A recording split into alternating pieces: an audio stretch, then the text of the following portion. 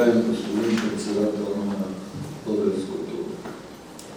Българския културен център в Сърбия, уважаеми дами и господа, уважаеми приятели, днес е прекрасен, т.е. утре ще бъде прекрасен ден за всички нас, освобождението на България от османско иго.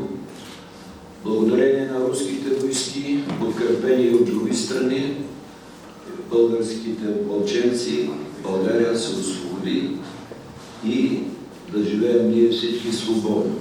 Ще бъда максимално кратък. Днеска присъствахме на едно мило тържество, в което децата бяха, рецитираха, играха и показаха какво значи, какво и ние трябва да правиме, всичко възможно да направиме, да има възпитание, култура, мир на земята, защото войната, виждате по света какво става и ние, тези, които от нас зависи някои неща, трябва да изпълняваме стриктно следното: образование, възпитание, наука.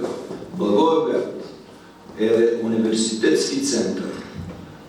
Имам удоволствието и отговорността да бъда президент на колеж по туризъм, висше училище, и както за хората от Босилеград, така и колегите от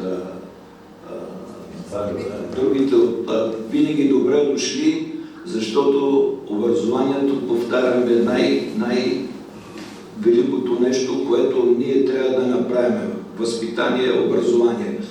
Честит празник, да сте живи и здрави, нека да има мир по света.